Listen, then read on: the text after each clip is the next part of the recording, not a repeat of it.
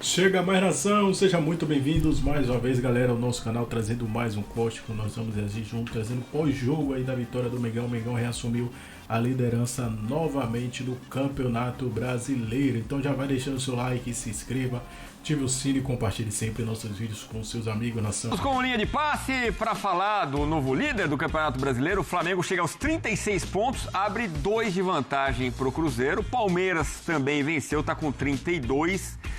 E o Flamengo, como eu disse agora há pouco, com um jogo a menos que o Cruzeiro. 1-0 contra o Galo, gol do Léo Ortiz. E a gente vai falar muito sobre esse jogo aqui. E aí eu fico me perguntando, Calçade, até pensando no jogo de hoje, o Flamengo chegou para ficar, para brigar ali até o final pelo título do Campeonato Brasileiro, ou é cedo para falar isso? Ele Boa não noite. chegou, ele já entra assim, né, no campeonato. Boa noite. Flamengo, mesmo em transformação, e ele está mudando um pouco, até característica de jogo, né? Com a saída do Gerson, o Arrascaeta não está rendendo o que costuma render. Então é um Flamengo que, com a chegada de novos jogadores, logo inseridos no jogo, nas partidas, a gente vai ver um Flamengo assim, com uma característica, talvez, assim, em transformação. Não vou dizer tão diferente, mas é um Flamengo que vem forte com opções, né, é uma equipe que tem um lateral direito, Varela, saiu o Wesley, ele contratou o Emerson Royal.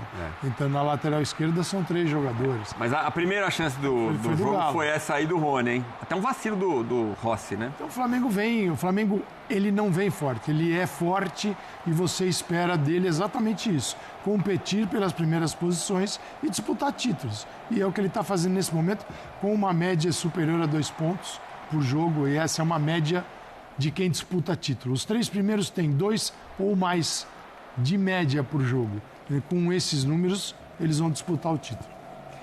O André, nessa noite, um jogo até melhor do que eu esperava. Assim, o Atlético mudando também peças, né? O técnico Cuca. Mas o Atlético encarou, especialmente no primeiro tempo, com boas chances, como a gente está vendo aí nos melhores momentos. Sim, boa noite, Edu. Boa noite, amigos. Boa noite a todos. Eu achei que o Atlético foi melhor que o Flamengo em alguns trechos do primeiro tempo. O jogo mudou muito depois do intervalo. Muito interessante a forma como o Cuca, de início, tentou impedir a melhor saída de bola do Flamengo, porque era claro que havia uma sobra para o Flamengo sair com 4 contra 3. O Cuca entendeu, com seus encaixes individuais, que é uma coisa que ele faz normalmente, que essa era a melhor maneira de segurar o Flamengo e tentar um desarme ou próximo do gol do adversário ou pegar a defesa do Flamengo numa situação de posicionamento defeituoso para depois desse desarme criar um lance de perigo. Eu achei que a proposta do Atlético durante trechos do primeiro tempo teve mais sucesso que a proposta do Flamengo. Eu acho que isso é um bom critério para avaliar quem está jogando melhor, independentemente de você gostar disso ou gostar daquilo, não importa. Se você consegue identificar quem está tentando e conseguindo fazer aquilo que se propõe de uma maneira mais perigosa, digamos assim, né? Porque o objetivo de todo mundo é fazer um gol. Esse time é o time que está melhor. O Cuca mudou algumas coisas em termos de marcação, teve jogador que levou cartão, aí ele trocou. E depois do intervalo, o jogo ficou diferente. O jogo ficou mais devagar, ele ficou mais lento, mais truncado. E o Flamengo é um time muito perigoso, porque quando as coisas não estão funcionando coletivamente, e é difícil ver o Flamengo não funcionar coletivamente, e eu atribuo a essa sensação hoje a marcação que o Atlético fez, muito bem feita na maior parte do tempo. São muitas as maneiras que o Flamengo tem de machucar o adversário, seja com um lance individual, hoje não aconteceu, seja com uma jogada de bola aérea. Os zagueiros do Flamengo são atacantes. A gente já pode dizer que os zagueiros são atacantes, se não me engano é o 10º gol de um jogador de defesa. Isso. E tudo bem, zagueiro, efetivamente. Tudo bem, são jogadas aéreas na maior parte dos lances, né? Só que não é aleatório.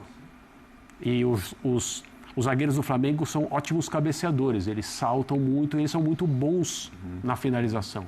O gol de hoje é um gol que a bola entra com uma violência difícil da gente ver depois de um cabeceio. E o Flamengo ganha assim, também assim. Então, o Cruzeiro vacilou, e é uma vacilada forte do Cruzeiro, né? Em casa contra o Ceará, ganhando o jogo, e o Flamengo não bobeia. A gente falava na semana passada que dos postulantes ao título, o Cruzeiro, teoricamente, era quem tinha o desafio mais fácil contra o Ceará em casa, o Vozão numa sequência ruim. Isso às vezes atrapalha, né? Porque eu acho que em termos de mobilização, do jeito que o Cruzeiro vinha, eu sei que a gente está iniciando o programa falando do Flamengo, mas do jeito que o Cruzeiro vinha, a proposta de superar o Ceará em casa realmente não parece um problema muito grande, né? Só que se transformou nisso. E ajudou o Flamengo, que entrou já sabendo que era vencer. Empate já colocaria em primeiro lugar. A vitória melhor ainda, né? E a bola parada tem sido mesmo um ponto fortíssimo do Flamengo. Ô Jailson, a vitória contra o Fluminense veio assim, contra o Bragantino veio assim, agora contra o Atlético. Lembrando que temos na quinta-feira já o reencontro das duas equipes pela Copa do Brasil, né? E até por isso algumas mudanças podem ser explicadas pensando na Copa do Brasil, né? Então, por exemplo, talvez o Luiz Araújo não tenha saído jogando, ou o Natanael, porque os técnicos vão querer preservar para o jogo de quinta-feira. Mas que a gente falava, bola parada do Flamengo não é mole não, hein? Boa noite. Boa noite, Edu. Boa noite aos companheiros. Boa noite ao fã de esporte. A gente fala, o André lembrou muito bem, Danilo, Léo Pereira e Léo Ortiz, né? O Danilo, se eu não estou enganado até...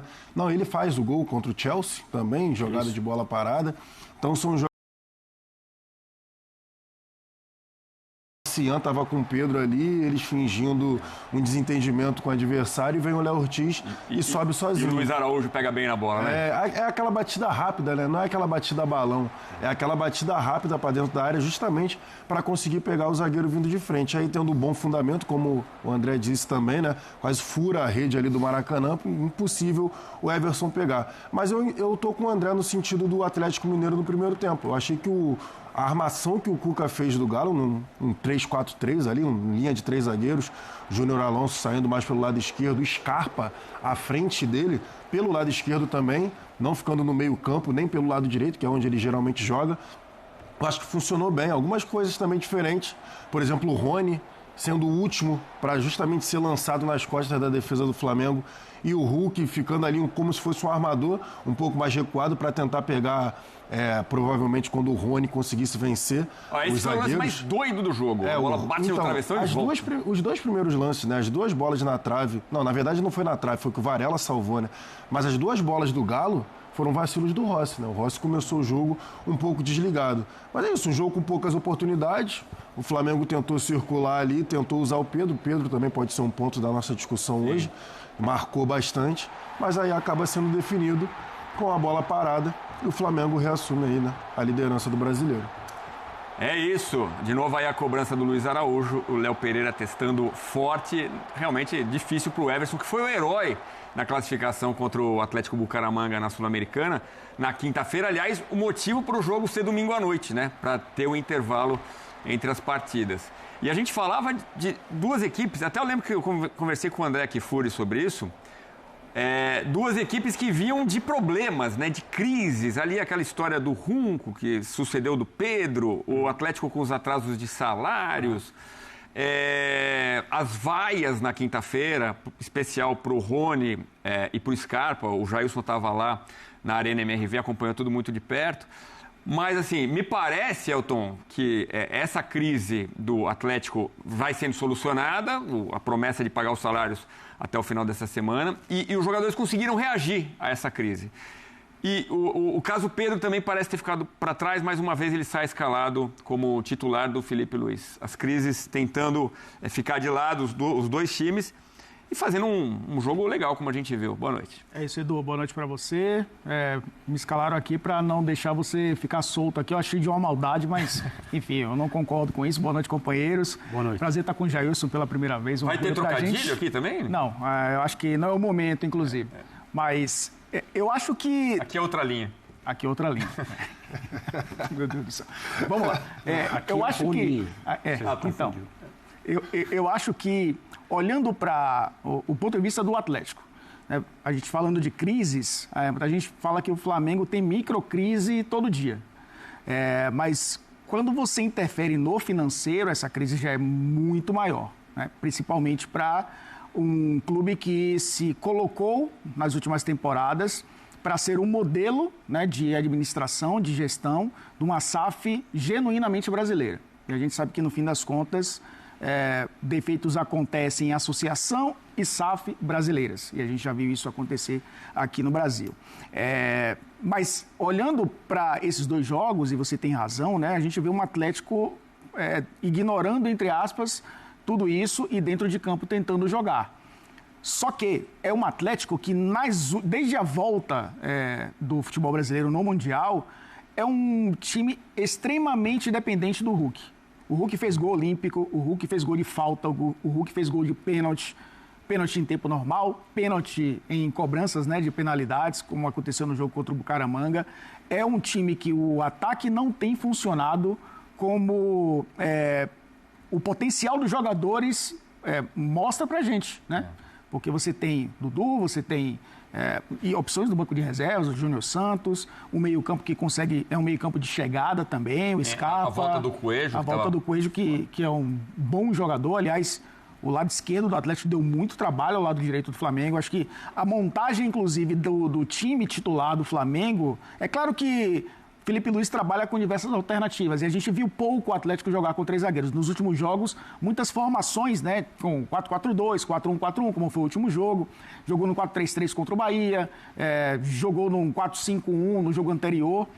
Então é um time que tem variado, mas sempre com linha de 4. Esses três homens, né, com o Scarpa aberto de um lado, principalmente, né, fazendo essa função aberto de um lado, o Coelho quase que como um ponta, mas muitas vezes dobrando como um ala também. A montagem do time do Flamengo, que superou essa crise do Pedro, foi muito mais para tentar construir do que abrir a defesa do Atlético, né? Porque você tem o Bruno Henrique de um lado, muitas vezes trocando até de posição, né, com o Arrascaeta caindo mais pelo lado esquerdo. Do lado direito, um cara que não é o titular da posição na ponta direita, que é o Gonzalo Plata, que muitas vezes jogou com falso 9 também. Um ataque muito móvel para tentar abrir essa defesa. Eu achei interessante porque a gente está falando de um Flamengo que tem encontrado soluções para vencer jogos difíceis. Porque a gente sempre fala que a bola parada do Palmeiras é espetacular, mas o Flamengo está construindo um repertório. Mas eu também vejo um Flamengo tentando jogar de uma maneira diferente, de acordo com o adversário, com as peças que tem no banco de reservas. E eu acho que esse ataque muito móvel, por mais que o Pedro fosse o cara um pouco mais fixo, também traz um leque de opções para uma temporada onde o Flamengo tem 3 títulos a disputar. Agora, dá para garantir quem é o titular do Flamengo? Porque, assim, o Felipe Luiz vai mexendo as peças, né? Vai trocando os pontas. O Pedro... Aliás, eu queria saber de vocês a opinião daqui a pouco sobre o Pedro, né? Já a gente vai para o Maracanã também ouvir o Felipe Luiz. Se correspondeu, se não correspondeu. Mas queria falar sobre isso. Como o Felipe Luiz mexe as peças e, às vezes, é até difícil falar o 11 titular, né, Gerson? Não, tem um time titular, sim, só que é porque as peças agora estão mais parelhas. O Plata é reserva. Então, o Plata, hoje, ele é reserva por conta da volta do Pedro, porque ele estava utilizando o Plata e o Bruno Henrique, né, em muitas ocasiões ali na frente. Como o Pedro está de volta, ele tende a botar o Pedro. Então, essa é a questão. Henrique. E o Pedro é titular, então? Na função de 9 só tem o Pedro. O elenco do Flamengo, para mim, ele coloca o Juninho, mas é outro perfil, mas ele coloca o Juninho por ali também. Mas na função de camisa 9 mesmo, só tem o Pedro no elenco do Flamengo. O Juninho é um cara que faz a função, mas não corresponde. Ele bota o Bruno Henrique ali também, o próprio Plata, como você bem falou, também entra por ali. Mas o Plata é um cara que joga mais na movimentação, joga um pouco mais aberto. O Felipe Luiz, eu sinto que ele vai tentar testar alguns jogadores na função do Gerson, que é a função ali aberta pelo lado direito, que é a função, para mim, que está em aberto ainda, né, nesse time do Flamengo. Então, assim, eu acho que ele vai tentar descobrir um jogador para jogar por ali. O Luiz Araújo pode ser esse cara, até porque o Luiz Araújo estava jogando muito bem. Mas acho que o Felipe Luiz ele vai dosando. Por exemplo, você estava falando de minutagem, hoje ele deu uma segurada no Luiz Araújo em relação ao tempo de jogo. O próximo, para mim, é o Jorginho. Nos últimos 4 jogos, o Jorginho jogou 90 minutos. O Jorginho se apresentou, treinou, impressionou bem, jogou como titular o Mundial, não saiu mais do time e joga todas. Exatamente. E o tempo todo, os 90. Isso. E uma questão em relação a ele era, olha, o futebol brasileiro é diferente, calma aí, né? Ele não está acostumado com jogos intervalados, assim, com pouco tempo de descanso. o Flamengo vai precisar cuidar dele. Eu continuo achando que tudo isso é verdade. Mas acho que pouca gente imaginava que ele ia chegar e estrear da forma que estreou, porque assim, ele de fato comanda o Flamengo em campo, né? É uma coisa assim, um jogador que tem uma visão para jogar e uma inteligência para tomar decisão, são habilidades raras. Tem um contra-ataque que ele salva com o carrinho, isso, que é uma visão de jogo espetacular. Claro, porque aí é uma questão de posicionamento, né? Ele é um cara que joga, às vezes até bastante recuado, vendo os dois times à sua frente, então ele é um marechal mesmo, sabe assim, uma coisa de comando. É muito interessante ver, porque ele é muito bom jogador. Eu acho, André, Agora, desculpa, tem Copa do Brasil, né? Sim. De novo, contra o Atlético. Viagem para Fortaleza, contra o Atlético. Primeiro jogo de novo no Maracanã, quinta-feira. Ele já sabe o que vai acontecer. Talvez ele já... Luiz. O Felipe já sabe, a gente não. É mais do mesmo que a gente vê hoje.